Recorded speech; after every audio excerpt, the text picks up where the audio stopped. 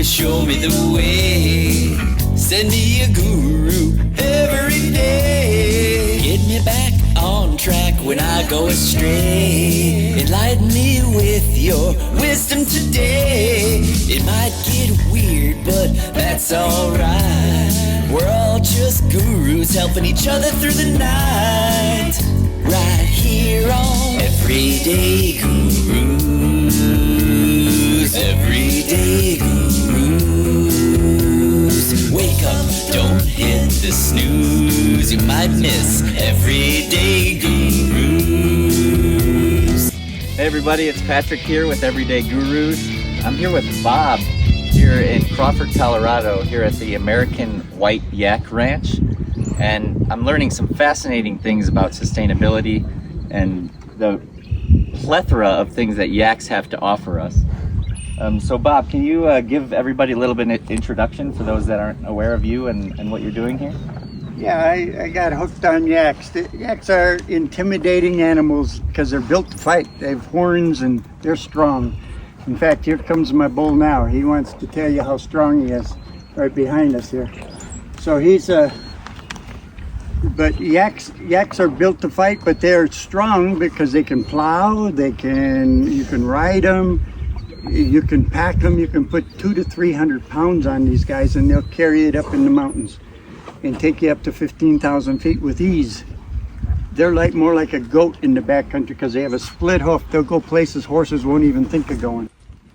So this is Bud, my breeding bull, and here is Faith, my best cow. She's won grand champion. Hey Bud, take it easy. That's your baby. That's your own little boy. Pick on someone your own size. Yeah, somebody your own size. But they pick on each other to make sure they have the proper pecking order and make sure that they know where they stand. And that's why he's got to teach that little one from the get-go that he's the head man right here. Now Faith is a little excited because her baby got separated. And this is her little bull here. So between her genetics and his genetics, it's going to be one of my breeding bulls one day. Oh wow, you can already tell. Huh? I can already tell. I know just because of the genetics that he's going to be around for a long time. Does he know how lucky he is? Yeah, he does. He already knows because he likes me. There are some that are hard to touch. Like this one here isn't hard to touch. I mean, he doesn't have any wool on him right now because I brushed it all out. You brush it all out. It's all out by the time July gets here. Most of these guys, this is wool, right? That's the wool, yeah. Okay. That you get from it. And as far as being able to spin it, it's just really very spinnable, very soft. And it's incredibly soft. I'm amazed. It kind of reminds me of cashmere, and you explained that it's even more valuable. We used to for years say it's comparable to cashmere, but now we've had 2 years in a row at the National Western Stock Show where we brought fiber experts in. They said stop comparing it to cashmere because it's better. It's that much better. Nope. It's not even in the same ballpark. Not even the same ballpark. $45 an ounce out east. $45 an ounce. Yeah. That's incredible. I mean, I love the way it feels. It feels soft, it feels strong, and some of the pieces of art that you've showed me are just fantastic. The hats, the scarves. What else did you have in there? It's strong enough to make really good rope out of too. Rope, yeah. Incredible. Yeah, in Tibet they make all their rope out of it. So tell me more about the sustainabilities that these amazing animals have to offer. So they can offer wool, they can offer milk. What else are they able to offer? The meat and being able to ride them and being able to use them as beasts of burden like plowing and packing. You can put a bunch on it. But I can ride this guy. I can't get on him now because I just had surgery on my back. And if I fall down, it would be bad because they screwed me back together. I used to be a ski racer and a mountain climber and done some horrendous falls. And so they're trying to put me back together in one piece. So I stay together. But does anyone ever call you Humpty Dumpty? Yeah, I do it all the time. They're trying to put Humpty Dumpty back together again. They keep working on it. Maybe maybe I'll make it. I don't know. I hope you do. You'll be in my prayers, Bob. Yeah, thanks. Really appreciate you having us out here. And I wanted to also ask you on the topic of sustainability. You had mentioned like the solar panels and how you don't even need to rely on the electric company. Right. Can you tell me more about that? We have solar panels. We used to do vegetables here, but my daughter's doing the vegetables now. because we've got more than we can handle with 70 yaks now. So 70? Yeah, 70 of them. I've got another family that helps me with them, but so yeah, we're churning out some DNA animals. I can take this white bull and breed it with a black yak and end up with a white baby. They're very sustainable. They take care of themselves. They have their babies by themselves. You know, I'll watch them have a baby, or most of them have them right in the middle of the night. So you're basically making like a negative carbon footprint on this ranch by generating your own solar power, sustainably creating your own garments out of the yak wool and hair, and drinking their milk. And do you also eat their meat? Yeah. Every once in a while we'll have one that, like I showed you up there, is not a friendly one, and it's a bull. If it's not friendly and it's a bull, the first time he makes a mistake, like they can jump a 4-foot fence easily. Really? As soon as one jumps a fence, he goes in the freezer, because we don't want him teaching anybody else that they can jump a fence. Because the yaks are easy. We can do one strand of electric wire, and as long as they're happy, they'll respect it. So no warnings. One fence jumped and that's it. You're in the freezer. But we've only had it happen twice, and we've been doing it I've been doing it 14. My daughter's been doing it 19 years. Can you tell me about your naming process? I love some of the creative names that you came up with, like Babe Ruth and Don. Like, how do you come up with some of these names? Well, I don't know. Sometimes we just have to wait until it sticks. I got to come up with a name for her little new one. This one right here. Her mom is Hope. Her name is Faith. And I don't know what to name this new little guy, because he's going to be around for a long time. How about Guru? After our podcast? Yeah, could be. We'll see. These yaks have a lot to teach us, that's for sure. Oh man, I tell you, this is my therapy right here. I mean, I just love spending time with them. It's my form of meditation. I can just get lost. Like Shoopa means little sucker. It's Portuguese for little sucker. Shoopa. So I've got a little yak named Shoopa because she couldn't figure out what to do with her mama, and we had to help her. We got mama. We started milking mama in the field, and so we tried to get that milk in this little Shoopa baby. And she said, "Yeah, that's what I want," but she couldn't find the udder. And so we put her in a squeeze chute and held her up to the udder, and she started sucking. It was the most beautiful sound. So when these little calves are sucking, they really go to town, and started wagging her tail. So that's how she got her name, is something she did. She's a little sucker, so her name is Shoopa. Was she able to find her own way ever since that? Oh yeah, she's a good sucker now. Okay, Bud, you want too much attention. We're gonna go around this way from Bud. I'll show you. Don't you get enough attention from all the ladies, Bud? Yeah, this is Shoopa right here.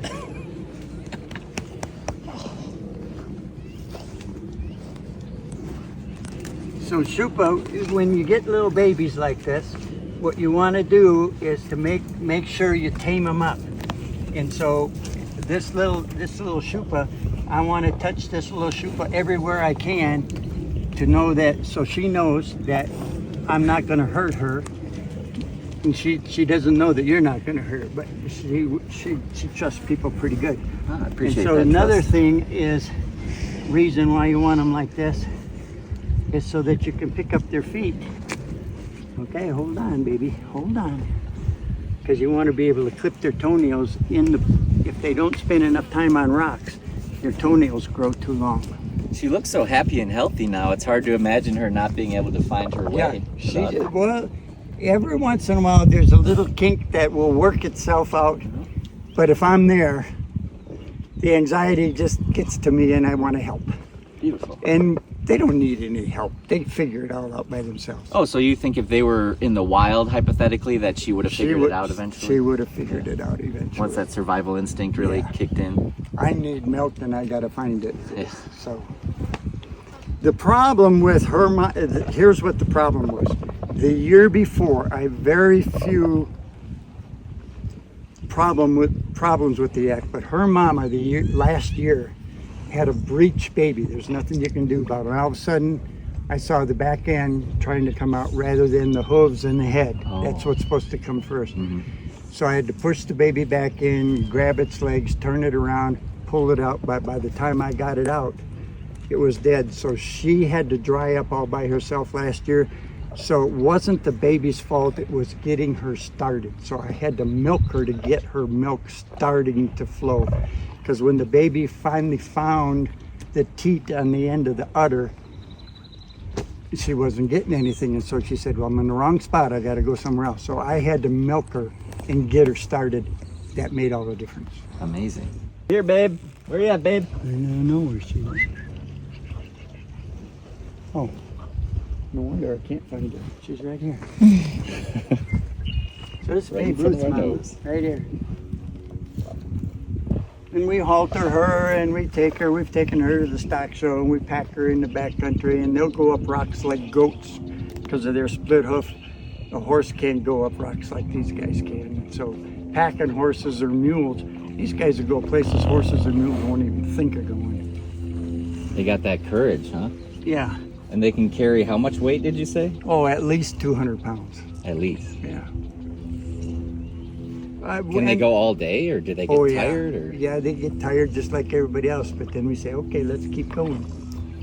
But How's the water supply out here? Do they drink a lot of water? Yeah, they drink a lot of water. We haven't had rain for weeks. Last 3 years we've been in a drought. This year we had a really good winter, so our reservoir is full. So right now we can call for water, and they'll send an acre foot. That's an acre, a foot deep worth of water to our ranch through a canal ditch system, and then we flood irrigate to make hay for them. Phenomenal. Yeah, I'm from Phoenix, Arizona, and we've got a serious water shortage down there. Yeah, this is where your water comes from. Our snow is finally melted. There's just a little bit of snow up there.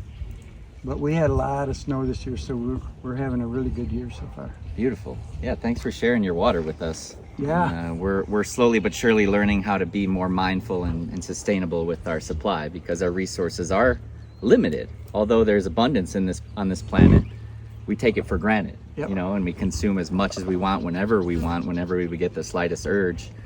And I truly believe that we are evolving to be more mindful and aware that our resources are limited, and we need to be mindful about sustainability. We definitely got reminded of that the last 3 years. We've been having to really ration and make sure we use every drop of water and make it useful. What are some methods that you use for water conservation that you'd be willing to share? Well, right now, as far as water conservation is concerned, it's California. California is working big time here to take our ditches that are open and put them in pipes. So they're spending millions and millions of dollars to put our water in pipes so that it doesn't go down into the ground and hit the Dakota Ridge, which is some shale down here, follow Dakota Ridge, ends up in the Colorado River full of minerals and heads to California. They just as soon have water heading to California without the minerals.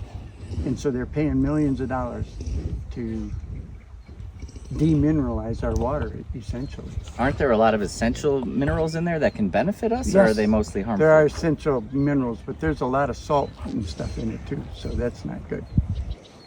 Salt and calcium. So if you see the pictures of the big reservoirs going down like Lake Mead, you can see all the rocks on the side are white from where the water level was. So all that calcium just gets deposited. But you know, the world's been doing this for millions of years and creates these different layers, and we're just a little blip in the whole thing. That's an important reminder. Thank you for that, for reminding us of our insignificance. Sometimes we think we're the center of the universe, but this place has been around long before us and will be around long after we're gone. Yeah. And it's up to us to just respect her, respect the earth, and respect the fact that resources are limited, and respect each other, and not be living from these states of competition that make us want to consume more and hoard what we do have, instead of sharing and communicating about potential solutions for these issues that are very real and getting more and more serious all the time. Yeah. So thank you for helping bring some of these sustainability issues to light. Yeah, we have a sustainable community. The North Fork Valley, which is 3 towns, Crawford, Paonia, and Hotchkiss. This is the North Fork Valley. Lots of fruit, lots of vegetables, and a very, very sustainable community. I mean, a lot of farmers markets, a lot of bartering, trading back and forth. Everybody's got different gifts that they use in different ways, and if we were willing to work together, you know, then I don't have to do the vegetables. I can just concentrate on yaks, and somebody else can do the vegetables. Yeah, specialization. Everyone can focus their energy on what they're best at, right? Instead of everybody trying to be a jack of all trades and master of none, because we're not communicating and sharing. Yeah. And that just comes from that sense of competition, you know, like it's me versus the world, but we're all in this together. We are in it together, that's for sure. Us, the earth, the yaks, everybody. And now with the earth the way it is right now, people don't seem to get along with people. It's getting harder and harder for people to get along with people. I'd rather try to get along with built to fight yaks than built to fight humans.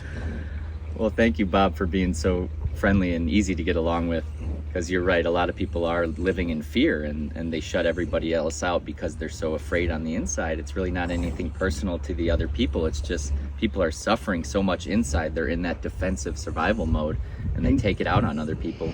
Defensive survival mode means hoarding. You go, I got to protect myself by closing in. Well, I'm a hermit, but hey, I have a lot of other people that are in my same boat that have a hard time with people, but not with animals.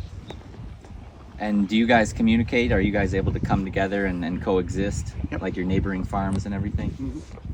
We've got a little bit of a, you know, we've got new people coming in and stuff like that, as is it in every sustainable place like this. Wealthy people that have enough money to be able to live anywhere they want and still work with their computers and everything.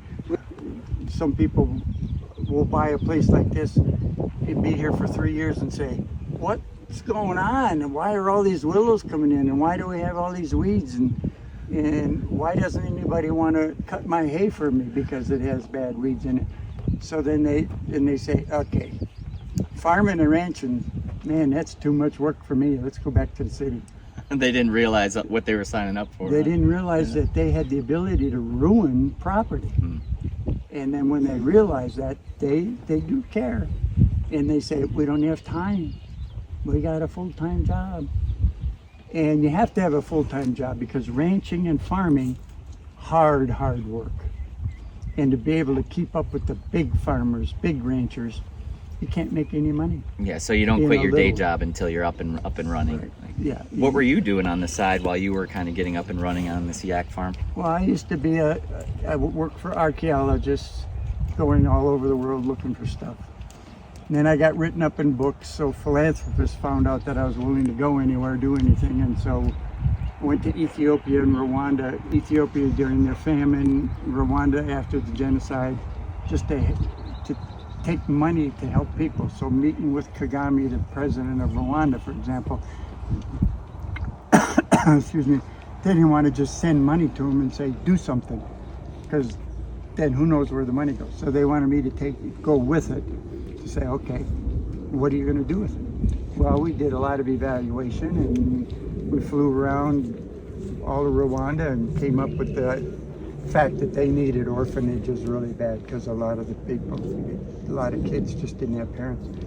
And so they used the money that I was involved with, not my money, but other people's money, to build an orphanage over there.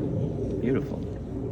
And in Ethiopia, drilling water wells and just flying food into people that had none during their famine. So.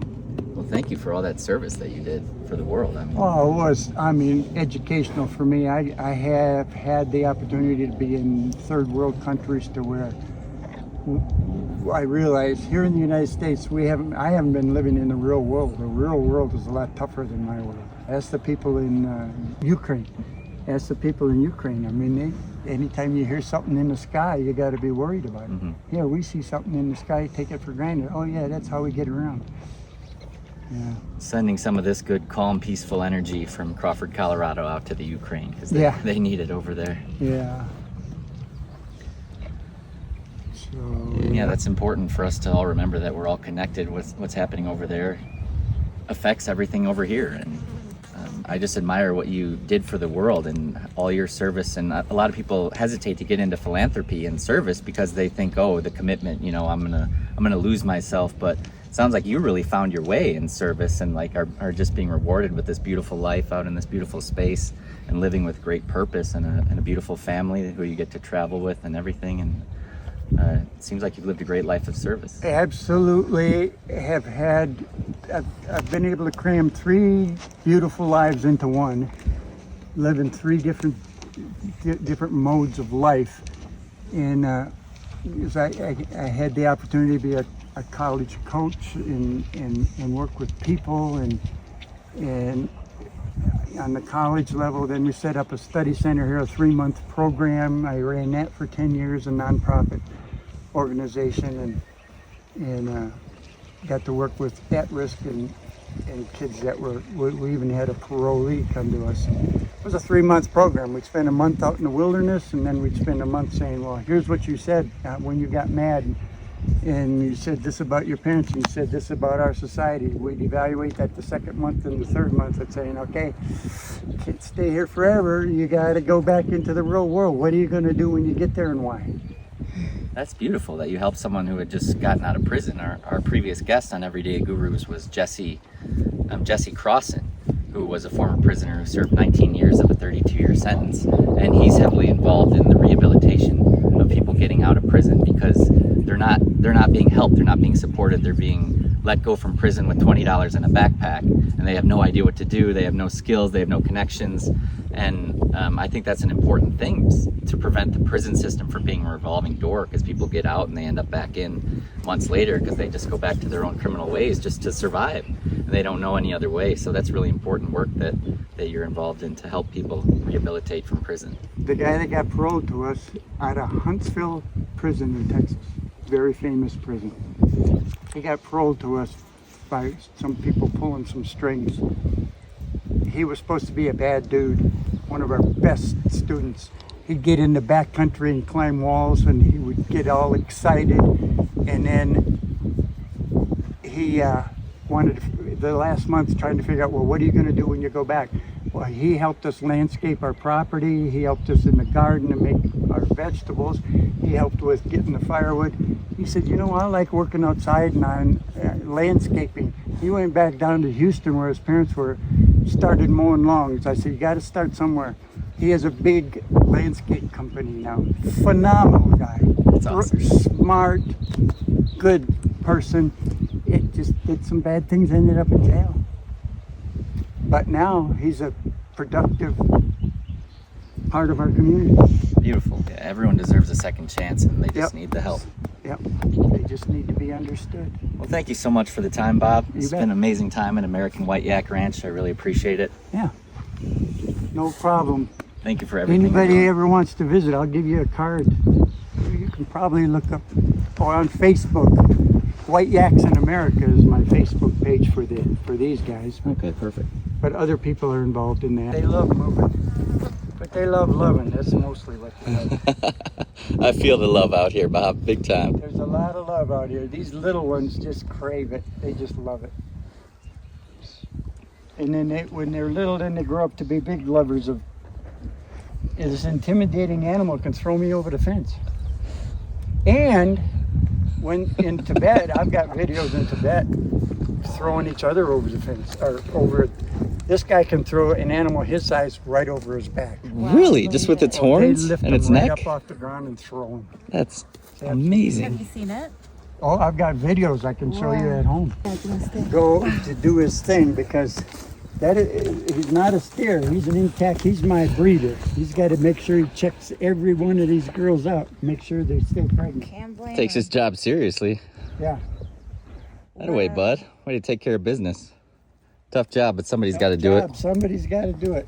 Now Bob shares his great adventures through Tibet with us. Okay, well, in Tibet, they have a courtyard, and they bring their yaks in every night. And the yaks poop all over their yard, in their courtyard.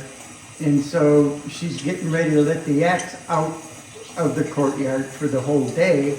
But before she does that, she picks up this yak poop. Now I do a lot of teaching of kids, and the kids ask, well, what is she gonna do with that poop? And I say, well, watch what she does with the poop. Here she is, after she's done with the collecting the poop, she puts it all in a pile, okay? And the kids wonder what she does, and they said, don't try this at home. Oh, she splats the poop right on her house. Don't try this at home, kids, or your mom will be very upset. And then they ask, well, why does she splat it on the house like that?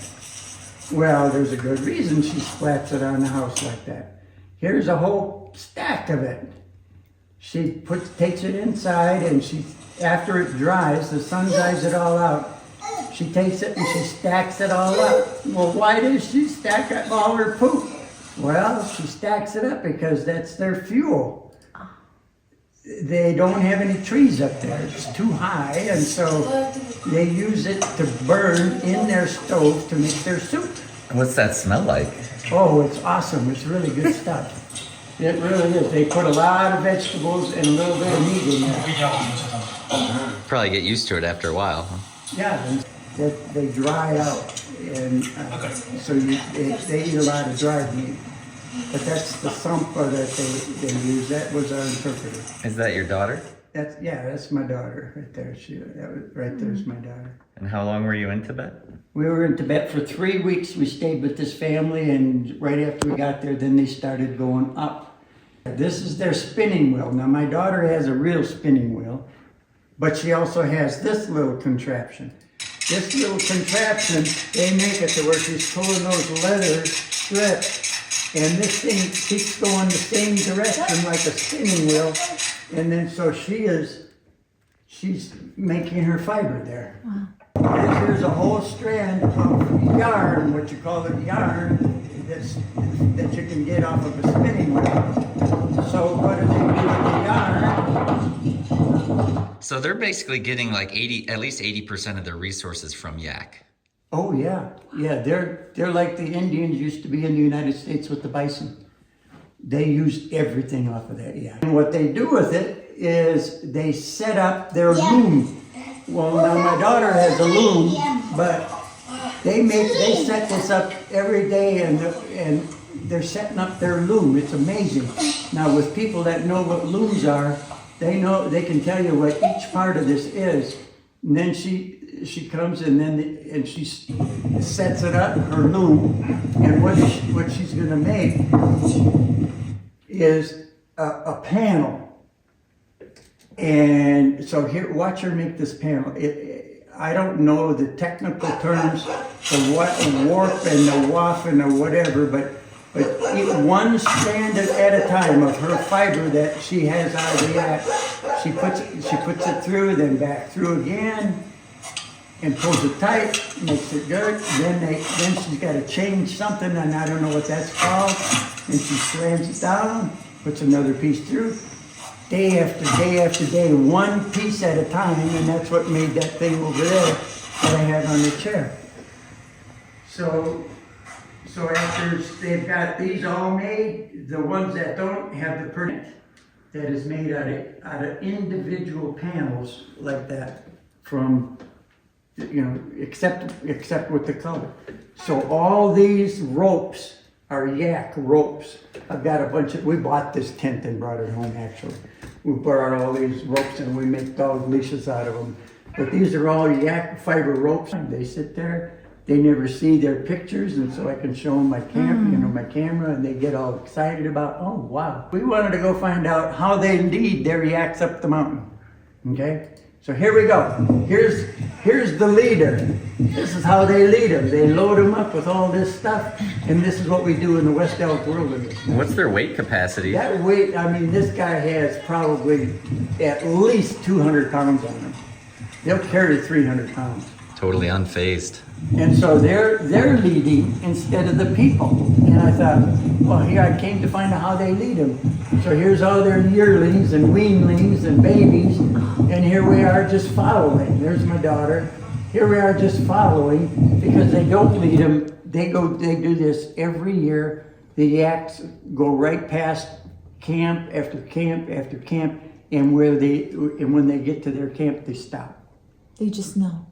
They just know where it is. But this is the family. Phenomenal family. These kids were just absolutely amazing. They look like such happy people, just living simple lives. Happy, simple. I was born in a house with no plumbing up in Upper Wisconsin on a farm. And I love this lifestyle. He wants to have his turn. I have to tell him, you're next. Gives them a break from the flies, huh? Yeah, that's my breeding book. The nice thing about Babe Ruth is I would call Babe Ruth a super woolly, but not a super hairy. Babe Ruth is a super woolly. Look at this fiber coming out. Babe Ruth is a super woolly, but not a super hairy. I got 2 pounds off of him. Her fiber. It's $45 an ounce out east. Wow. So the hair is what they keep all year long. The wool they put on in the fall through the winter, and then I brush it out in the spring. So that's the wool. And his hair, if you pull the hair on them, they don't like it. Or if the hair is sticky, that's a super woolly, and you just can't get enough fiber out of it. I got you. So I had to tell Two-Tone, that's my daughter's. It's really handy. So here's how mean they are. Vicious. Vicious animals. There's one of my grandsons riding a bull. Look, that's the hair down on the bottom. He's already brushed out. This is the middle of the summer. That head weighs as much as I do. These guys are intimidating and built to fight, but on the inside, sweet, sweet. I love that trust. You trust him with your grandson's life. Yep. I mean, there's another grandson on it. Here's my daughter. She was brushing this guy out. She got tired. She laid down. He put his head on her lap. That's a bull. What great pictures. Oh. They're utilitarian. When my daughter got married, she used the yak to transport her from the wedding this was at 10,000 feet, from the wedding to the reception. This was her transporter. Is there a just married sign on the rear? Okay, so here, look at how content she is. Watch this. Yak milk makes great butter and great cheese. The milk is too rich to drink just by itself. It's really rich. It's one of the richest mammals, except for another whale, that there is. And what's their diet? Their diet is grass. Straight grass. Straight grass. They love weeds, grass and weeds, and they're browsers a little bit. They'll eat some leaves off of the willow trees and stuff like that. But this little guy right here is my current breeding bull. You'll see him in a minute. We'll go down there. He is my breeding bull, and this is the way I start them. I'll hold them till they feel comfortable with me, and as soon as they calm down, I'll let them go to where they feel comfortable with me. Once they feel comfortable with me, then you can ride him. So this is my breeding bull. We'll go meet him in a minute. He's down there making sure my girls stay pregnant. So that's pretty much it. Meat on a yak. It's very similar to bison, but it's sweet, lean, low in cholesterol, high in omega-3 and omega-6 fatty acids. Really good meat for you. The yak meat is juicy without the fat. Well, thank you so much for sharing all these photos and videos. They're very inspiring, and what a great adventure you and your family are on.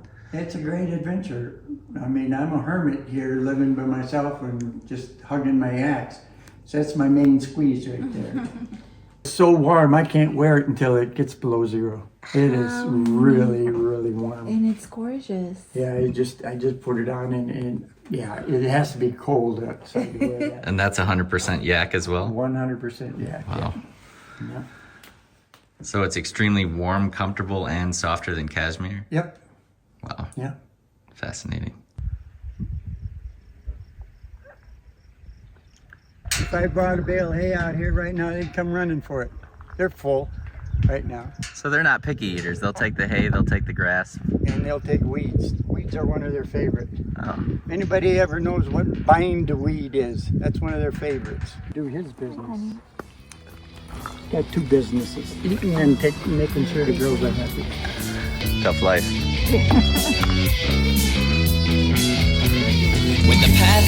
is narrow and life seems tough. Remind me I'm already enough. Even the boulders are part of my path, and help is available if I just ask. I need a guru to show me the way. Send me a guru every day. It might get weird, but that's alright. We're all just gurus helping each other through this life.